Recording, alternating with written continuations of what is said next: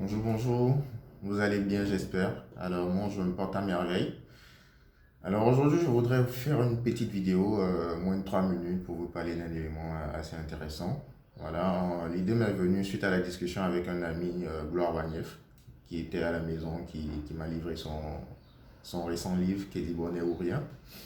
Et voilà, on discutait de quand est-ce qu'il fallait se lancer. Quand est-ce qu'il fallait se lancer dans une activité. Quand est-ce qu'il fallait songer à créer une seconde source de revenus.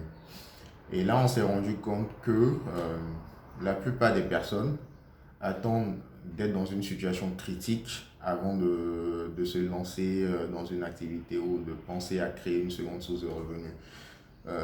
Je dis la plupart des personnes, mais moi aussi j'ai été dans ce cas-là parce que j'ai vraiment commencé à avoir des side business, des activités à côté lorsque je me suis retrouvé dans une situation critique. Donc, lorsque j'étais étudiant, j'ai connu une période assez difficile qui m'a obligé à lancer un business de vente de laptop. Et quand je l'ai commencé, on pourrait dire, avec peu d'argent parce que je n'ai pas investi dans le matériel. J'ai juste fait une mise en relation entre un fournisseur de laptop et les étudiants qui pouvaient en ce moment-là payer en plusieurs tranches. Donc voilà d'où l'idée m'est venue. Mais l'idée m'est venue uniquement lorsque les poches étaient vides. Voilà. Et plein d'autres idées me sont venues comme ça lorsque je me suis retrouvé dans des situations critiques. Alors la petite réflexion qu'on a menée, c'est pourquoi est-ce qu'il faut attendre d'être dans une situation catastrophique, d'être vraiment dos au mur avant de se décider à faire quelque chose au fait. Voilà.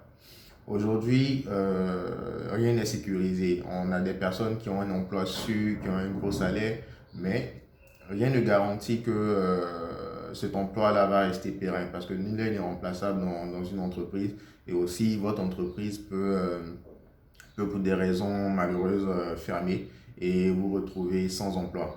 Et dans cette situation-là, qu'est-ce que vous allez faire? Est-ce que vous allez attendre de vous retrouver dans cette situation pour vous poser la question, qu'est-ce que je peux faire? Moi, je ne le pense pas. Je pense que c'est dès maintenant que vous devez vous poser cette question et d'anticiper au fait. C'est comme un match de football. Mieux vaut marquer des buts dès l'entame du match que d'attendre à 85e minute pour pouvoir réagir lorsqu'on est mené.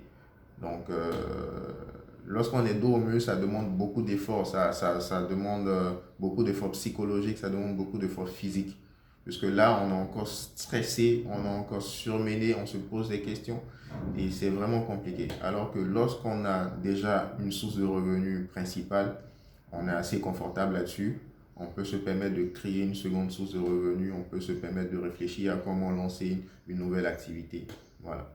Donc, si vous devez vous lancer, je pense que c'est maintenant. N'attendez pas d'être dans une situation assez grave avant de prendre la résolution de démarrer une activité.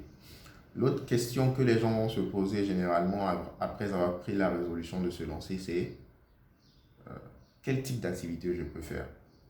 Sachant que j'ai mon boulot, sachant que je suis étudiant, je vais au cours, je n'ai pas suffisamment de temps pour me lancer dans une activité. Alors, il existe plein de solutions qui peuvent vous permettre de générer un revenu sans toutefois abandonner vos cours, sans toutefois abandonner votre travail. Et ces solutions-là, on les a grâce à Internet. Et là, je ne pourrais pas aller plus loin, sinon je risque d'allonger la vidéo. Mais ce que je vais vous demander, c'est de rester connecté pour la prochaine vidéo. Et si vous avez des commentaires ou des suggestions, n'hésitez pas à les partager sous la vidéo. Merci et passez une très bonne journée. À bientôt.